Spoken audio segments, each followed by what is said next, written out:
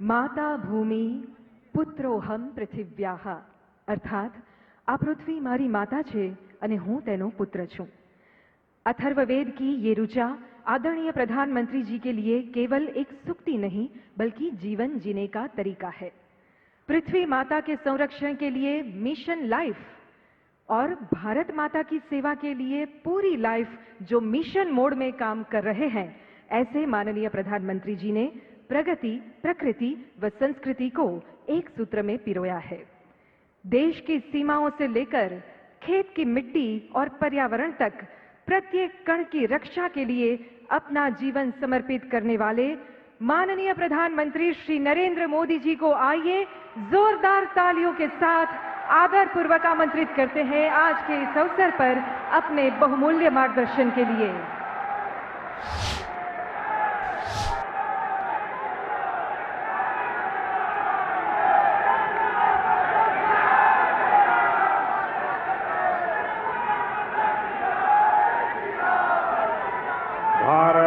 माता की, भारत माता की, भारत माता की।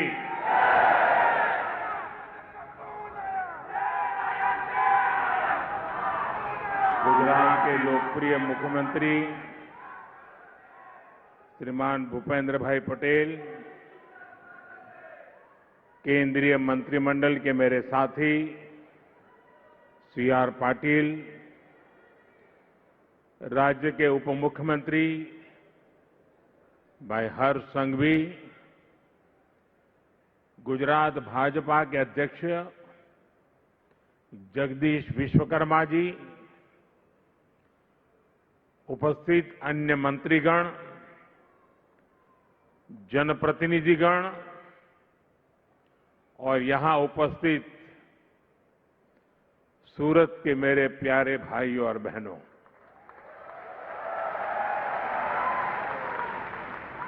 કેમ છો બધા? અને આપણું સુરત મજામાં ને? તું શું લઈ આવ્યો છો ભાઈ?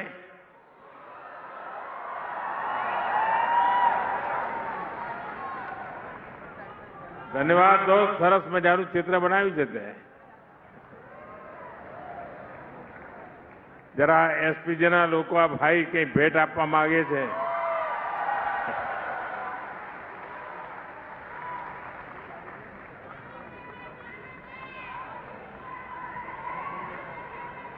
थैंक यू भैया, हमारी टीम ने आपी दो।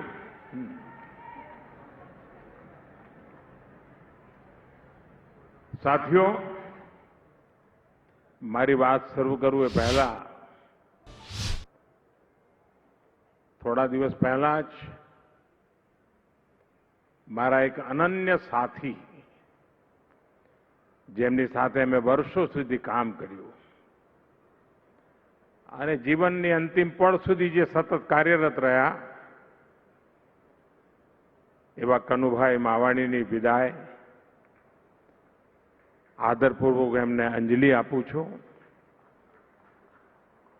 એક સાથી ગુમાવ્યાનો દર્દ સ્વાભાવિક છે, પરંતુ આજે સુરતની ધરતી પર આવ્યો છું ત્યારે એમના પુણ્ય સ્મરણ સાથે મારી વાત આગળ વધારું છું।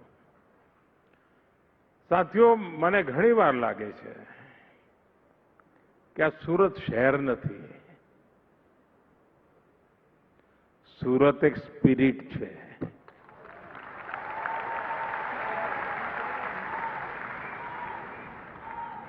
અને આ સ્પિરિટ હોય તો જ पर्यावरण दिवसे प्रत्येक परिवार ने जोड़ीने आवा 15,000 पर्यावरण ने समर्पित आवा सरस मजाना पोस्टर बनावीने लोको लाव्या।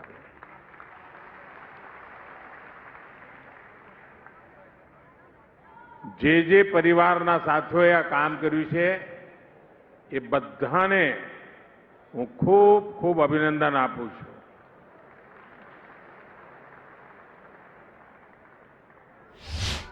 કારણ કે જ્યારે એમણે આ વિચાર કર્યો હશે ને એટલે એમનું મન હવે આ પર્યાવરણની રક્ષા માટે લાગ્યું હશે। અને આપણા કાઠિયાવાડના ઘણા ભાઈઓ એ હુરતમાં રહે છે અને ત્યાં એમની ખેતી છે. તો મારો એમને આગ્રહ છે કે પર્યાવરણના એક કામના ભાગરૂપે ખેતર બચાવો એ અભિયાનમાં જોડાઈએ.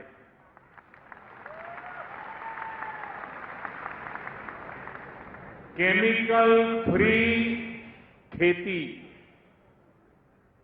આપણા બાપ દાદા જે પ્રાકૃતિક ખેતી કરતા હતા અને હું તો સુરતના જે લોકોની જ્યાં જ્યાં ખેતી હોય બધાને મારે હકથી કહેવું છે કે આટલું મારું કામ કરજો.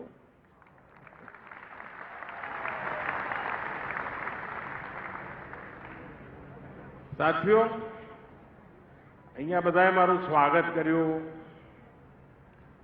જાત જાતના સ્મૃતિ ચિહ્નો આપ્યા, ભેટ સોગાદો આપી. પણ આના કરતા પણ અણમોલ ભેટ સુરતે મને આપી છે. આનાથી પણ અનેક મૂલ્યવાન સુરતનો કચરો મને ભેટ આપ્યો છે. 1 લાખ લોકોએ 5 દિવસ સફાઈનું અભિયાન ચલાવ્યું. મારે માટે આ મોટામાં મોટી સોગાત છે અને આ 1 લાખ લોકોનો અને આખા સુરતનો હૃદયથી આભાર માનું છું. ભૂપેન્દ્ર કેવો પ્રધાનમંત્રી છે, સ્વાગતમાં કચરો મળે એનો ગૌરવ કરી રહ્યો છે. કારણ મારે સ્વચ્છતા એને સંસ્કાર બનાવવાના છે. 1 લાખ લોકોનું જોડાવું એટલે સુરતના 1 લાખ પરિવારોનું જોડાવું. અને આ માત્ર સ્વચ્છતાનું અભિયાન નથી, આ એક પ્રકારે સ્વસ્થ ભવિષ્ય માટેનું સંસ્કાર પર્વ છે. અને એના માટે સુરતના સૌ સાથીઓ ખૂબ ખૂબ અભિનંદનના અધિકારી છે.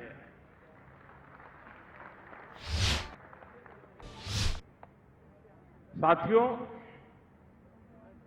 स्थानीय निकायों के चुनावों के बाद मैं पहली बार गुजरात आया हूं, सूरत आया हूं. मैं सूरत से पूरे गुजरात के लोगों का वंदन करता हूं, अभिनंदन करता हूं. साथियों, 2.5 दशक से अधिक का समय हो गया है. आप हम सभी को, भाजपा को निरंतर अपना आशीर्वाद दे रहे हैं और समय के साथ ये आशीर्वाद बढ़ता ही जा रहा है.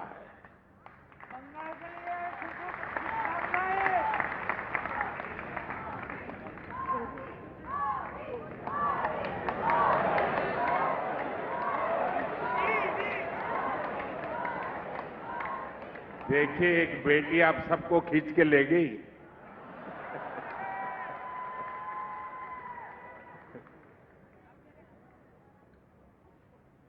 हाल ही में जिला परिषद, तहसील परिषद, नगर पालिका और महानगर पालिका के चुनाव हुए.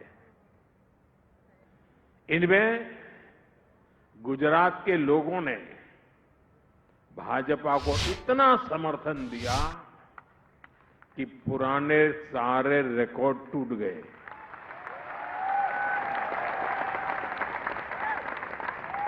और मैं आज ज्यादा खुश इसलिए हूं कि मेरे रिकॉर्ड भी आप सबने तोड़ दिए.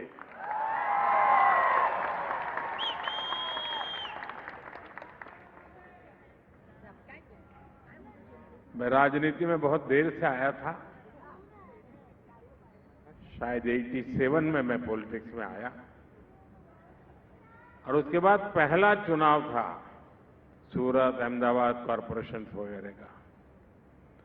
और उस पहले चुनाव में हमने भारी विजय प्राप्त किया और तब से लेकर आज तक ये विजय की यात्रा चल ही रही है।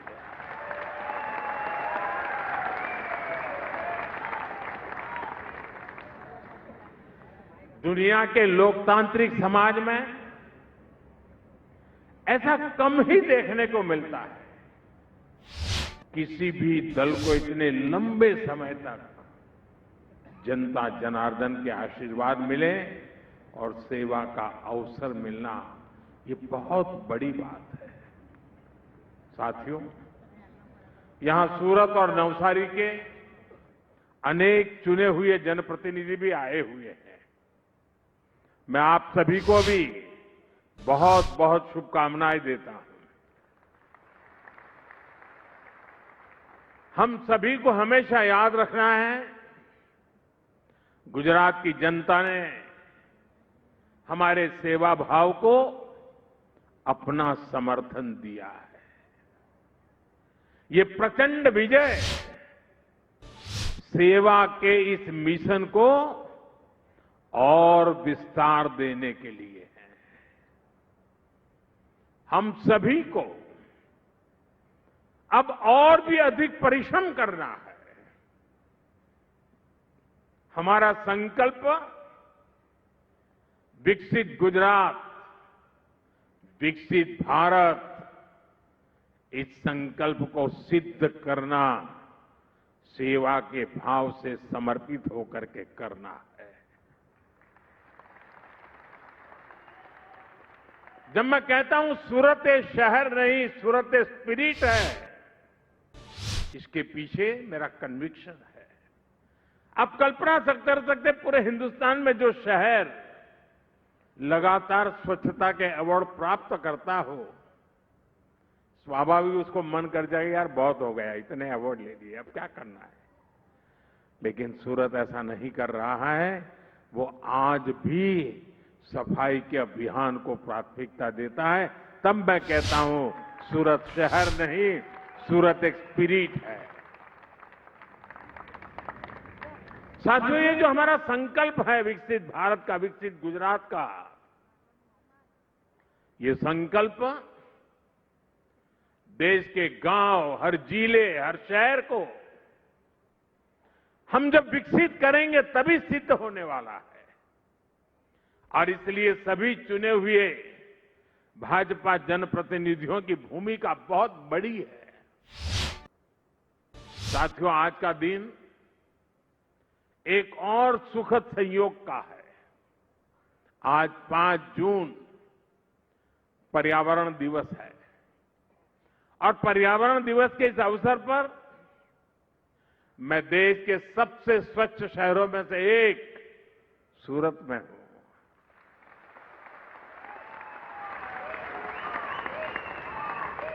और ये कितना बड़ा गर्व का विषय है कि यही सूरत है जो कभी प्लेग जैसी महामारी से प्रभावित था और आज स्वच्छता के लिए पहचाना जाता रहा है। इसलिए बीते 2.5 दशक से निरंतर प्रयास किए गए हैं। इसमें सूरत के सभी लोग, अधिकारी, कर्मचारी, जनप्रतिनिधि, सबका योगदान। मुझे बताया गया है कि बीते कुछ दिनों में स्वच्छता के लिए विशेष अभियान भी चला है। मैं आप सभी सूरत के वासियों को, अपने देसी भाषा में सुरतीयों ने, मारा वाला सुरतीयों ने खूब खूब अभिनंदन।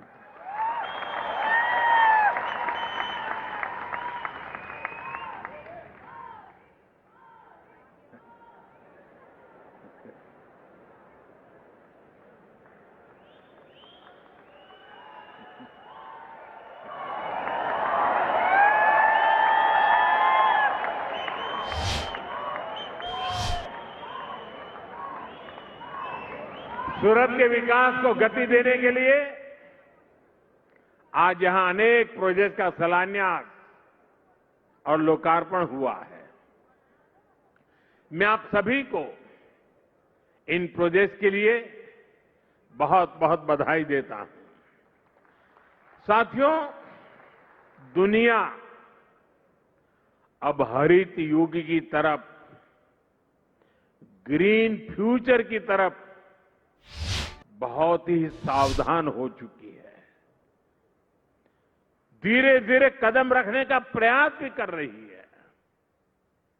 भारत भी ग्रीन ग्रोथ पर बहुत अधिक काम कर रहा है और इसमें भी गुजरात ने बरसों पहले ही तेज कदम उठाने शुरू कर दिए थे। गुजरात राज्य है जिसने इस शताब्दी के प्रारंभ में ही सरकार में क्लाइमेट चेंज का अलग डिपार्टमेंट बनाया था। एक अलग डिपार्टमेंट बनाया था। ऐसी व्यवस्था बनाने वाला गुजरात देश का पहला राज्य था। और जैसा अभी मुख्यमंत्री जी ने जिसका वर्णन किया, गुजरात के अपने पाटण के चारणका गांव में भारत का पहला सोलर पार्क भी बनाया गया था। और एक प्रकार से उस समय तो वो तीर्थ क्षेत्र बन गया था। लोग देखने आते थे कि इतना दूर दूर तक दिखाई दे इतना बड़ा सोलर प्लांट। साथियों, गुजरात में उस समय आप सभी ने जो किया उसने पूरे देश को प्रेरणा दी है। आज भारत प्रकृति के साथ प्रगति का मंत्र लेकर विकास कर रहा है। इकोनॉमी भी, इकोलॉजी भी। और साथियों, सूरत में तो ये प्रत्यक्ष दिखता है। आजकल सूरत की सर्कुलर वाटर इकोनॉमी की बहुत चर्चा होती है। यहां शहर के वेस्ट वाटर को ट्रीट करके इंडस्ट्री को सप्लाई किया जाता है। इससे गंदे पानी का मैनेजमेंट भी हो जाता है और पानी से कमाई भी होती है। बीते 12 वर्षों से देश में वेस्ट टू वेल्थ का एक बहुत बड़ा जन आंदोलन चला है। ये हमारे शहरों की स्वच्छता और उन्हें ग्रीन और क्लीन बनाने में बहुत काम आ रहा है। साथियों, अब प्रयास ये है कि आने वाले कई दशकों तक सूरत के लिए पीने के पानी की पूरी व्यवस्था हो। इसके लिए तापी बराज प्रोजेक्ट स्वीकृत किया गया है। इसके अलावा वाटर मैनेजमेंट और वाटर ड्रेनेज भी सरकार की बहुत बड़ी प्राथमिकता है। आज भी यहां ऐसे अनेक प्रोजेक्ट का लोकार्पण हुआ है। साथियों, सूरत सिर्फ स्वच्छता और सर्कुलर इकोनॉमी तक ही सीमित नहीं है, बल्कि ग्रीन ग्रोथ के दूसरे माध्यमों का भी अभूतपूर्व गति से विस्तार हो रहा है। अब जैसे इलेक्ट्रिक मोबिलिटी है, सूरत ऐसी व्यवस्था बनाने में जुटा है जहां सड़कों पर चलने वाली सारी बसें इलेक्ट्रिक होगी। साथ ही यहां सूरत मेट्रो का भी विस्तार हो रहा है। ये सारे कदम हरित शहर के रूप में सूरत की पहचान को और सशक्त करेंगे। और हां, आने वाले समय में Hazira industrial area green steel के उत्पादन के लिए भी जाना जाएगा। यानी स्टील के प्रोडक्शन में ग्रीन एनर्जी का इस्तेमाल होगा। साथियों, आज दुनिया अभूतपूर्व चुनौतियों के दौर से गुजर रही है। कुछ समय पहले मैंने कहा था कि ये दशक दुनिया के लिए आपदा का दशक सिद्ध हो रहा है। हमने बीते समय में एक के बाद एक वैश्विक आपदाएं देखी है। पहले बहुत बड़ा कोरोना का संकट आया, फिर जगह जगह युद्ध शुरू हो गए और अब इतना बड़ा ऊर्जा संकट इसने पूरी दुनिया को अस्त व्यस्त कर दिया है। दुनिया भर में पेट्रोल की कीमतों में लगातार उतार चढ़ाव हो रहा है। गैस की सप्लाई चेन ध्वस्त हो रही है। लेकिन भाइयों बहनों, मुझे बहुत संतोष है कि 140 करोड़ भारतीयों के साझा प्रयासों से देश ऐसे हर संकट का मजबूती से मुकाबला कर रहा है। इस लड़ाई में आप मेरे साथ है ना? આપણે આ લડાઈ પણ જીતવી છે ને? और साथियों, इसमें भी गुजरात की बहुत बड़ी भूमिका है। बीते वर्षों में गुजरात ने रिफाइनिंग के क्षेत्र में, सोलर और विंड पावर के क्षेत्र में अपना जो सामर्थ्य बढ़ाया है वो देश के बहुत काम आ रहा है। आज भारत की रिन्यूएबल कैपेसिटी 250 गीगावाट है। हमारे देश में कभी मेगावाट से आगे सोचा ही नहीं जाता था।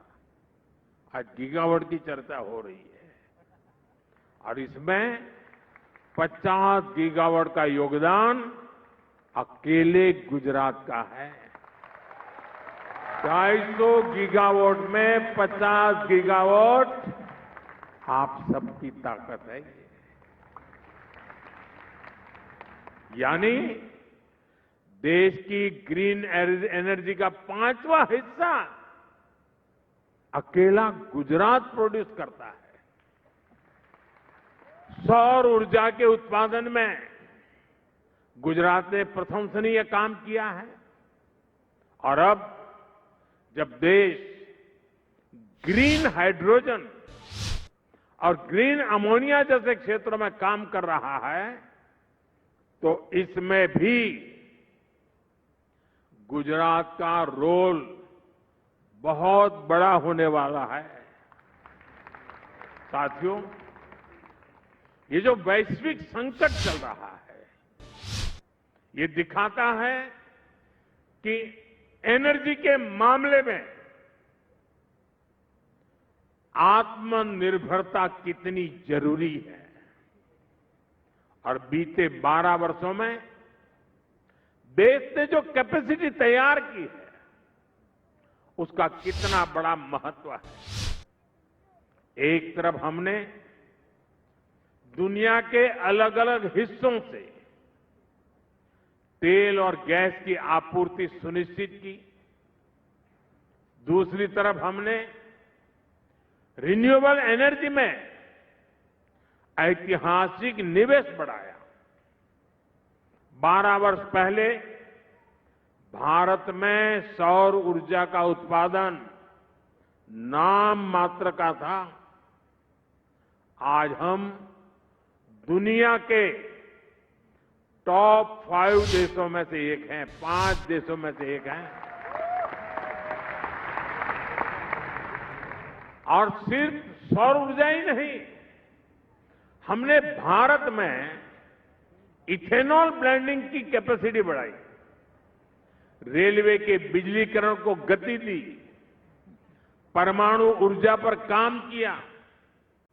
हमारा जो बिजली का ट्रांसमिशन नेटवर्क पुराना पड़ गया था उसका आधुनिकीकरण किया, उसका विस्तार किया, गैस पाइपलाइन के नेटवर्क का दायरा बहुत अधिक बढ़ाया। हमारे जो पोर्ट है उनकी कैपेसिटी बढ़ाई ताकि वहां ज्यादा से ज्यादा पेट्रोलियम प्रोडक्ट पहुंच सके और जहां संभव हो वहां स्टोर भी हो सके। आने वाले समय में देश का ये सामर्थ्य और अधिक बढ़ने वाला है। इस दिशा में हमारी सरकार के प्रयास लगातार जारी है। साथियों, यहां सूरत में आपके बीच आने से पहले मैं हजीरा गया था। अभी हर्ष भाई जी इसका वर्णन कर रहे थे।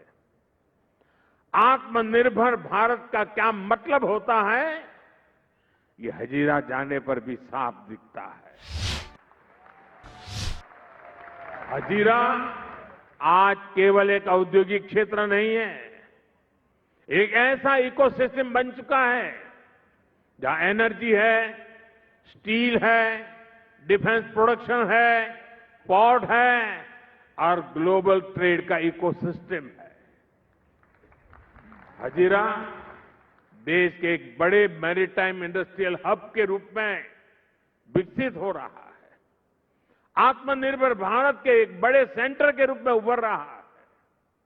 लेकिन साथियों, आज देश में कुछ निराशावादी लोग हैं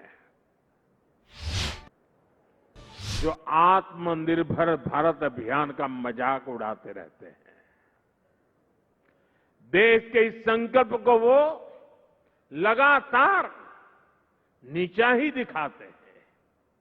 ये वो लोग हैं जिन्होंने हमेशा भारत को दूसरे देशों पर निर्भर रखा।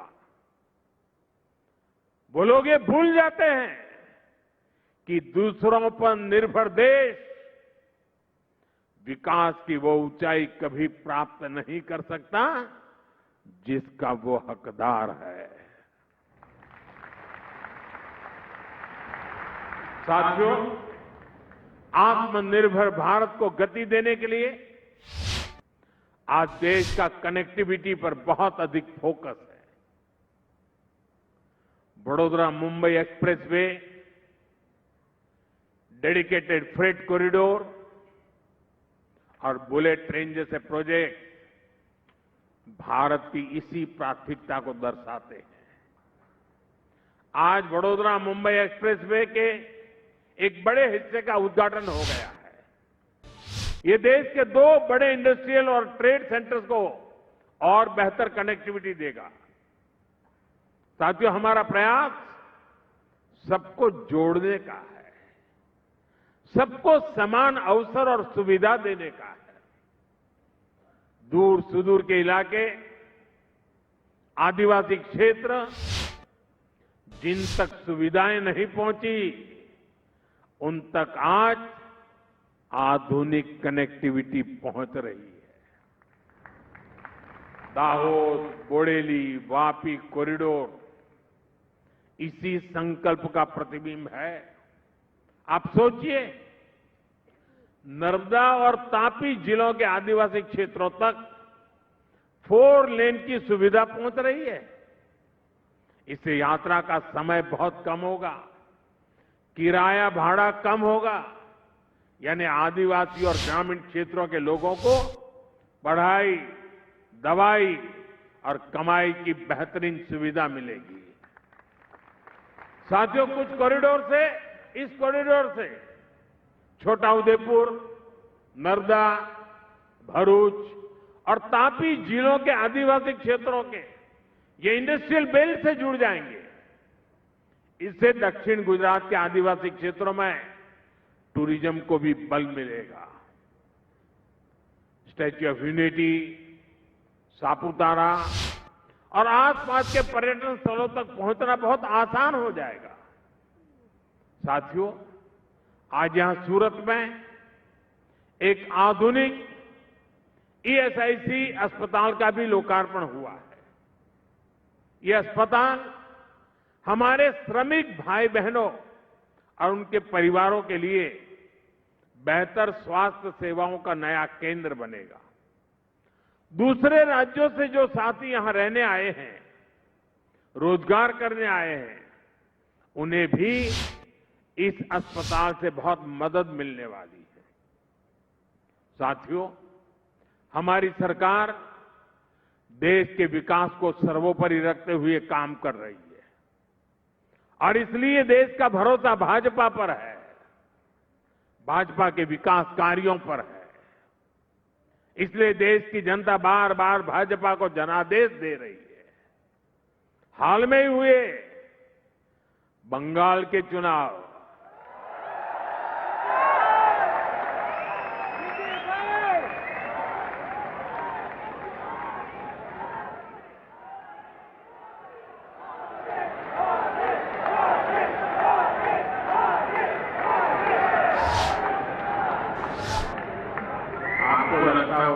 बंगाल बोल दिया, एकदम से यहां ऊर्जा आ गई। लेकिन मेरा अनुभव था, मैं पिछले दिनों 5 देशों की यात्रा पर था, वहां भी बंगाल बंगाल चल रहा था। हर कोई बंगाल की चर्चा करता था। चुनाव बंगाल के, असम और पुडुचेरी के चुनाव में भाजपा को, एनडीए को बहुत बड़ा जनादेश मिला है। इसके अलावा जो पंचायतों और कॉरपोरेशन के भी चुनाव देश भर में हो रहे हैं, वहां भी बीजेपी को विजय मिल रही है। साथियों, ऐसे हर चुनाव का एक ही मैसेज है, देश अराजकता, अनिश्चितता और निराशा को पसंद नहीं करता। कांग्रेस बीते 12 वर्षों से अराजकता और अनिश्चितता फैलाकर अपने लिए अवसर खोज रही है, लेकिन देश की जनता उसे बार बार करारा जवाब दे रही है। गुजरात के आप लोगों ने तो कांग्रेस को हाशिए पर धकेल दिया है, लेकिन जहां कांग्रेस की सरकारें हैं, वहां भी जनता कांग्रेस के कुशासन से तंग आ गई। अभी अभी हिमाचल में भी स्थानीय निकाय के चुनाव हुए, कांग्रेस की सरकार है, वहां कांग्रेस बुरी तरह हार गई। हिमाचल की जनता ने कांग्रेस के कुशासन को नकार दिया है। इससे पहले हरियाणा के निकाय चुनाव में कांग्रेस को हार मिली और पंजाब के लोगों ने भी कांग्रेस को स्पष्ट संदेश दे दिया है। संदेश यह है कि कांग्रेस की परजीवी पॉलिटिक्स नहीं चलेगी। कांग्रेस की अराजकता में अवसर ढूंढने की राजनीति नहीं चलेगी। कर्नाटका की जनता में भी कांग्रेस सरकार को लेकर के बहुत आक्रोश है और यही कारण है कि कर्नाटका में भी कांग्रेस को सीएम बदलना पड़ रहा है। साथियों, भारत नकारात्मकता से कहीं आगे निकल चुका है। यह असीमित आशावाद वाला देश है, अद्भुत आकांक्षाओं से लैस देश है। भारत के नागरिक सपनों से भरे हुए हैं, संकल्पों से भरे हुए हैं और संकल्प को सिद्धि में बदलने के लिए प्रतिबद्ध जनता जनार्दन है।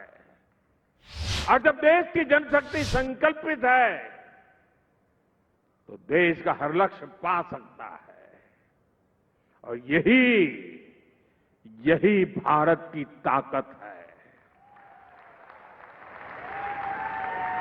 आइए हम विकसित भारत के निर्माण को मिलकर, एक साथ मिलकर के गति दें।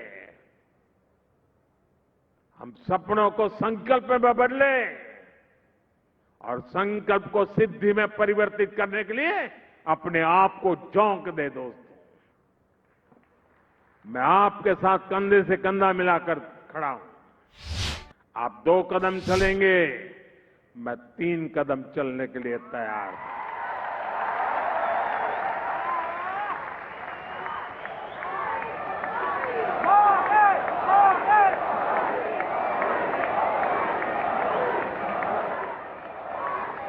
रुकना और थकना हमें मंजूर नहीं है। इसी आह्वान के साथ एक बार फिर विकास परियोजनाओं के लिए बहुत बहुत शुभकामनाएं। भारत माता की, भारत माता की, वंदे वंदे वंदे वंदे वंदे वंदे वंदे वंदे वंदे वंदे वंदे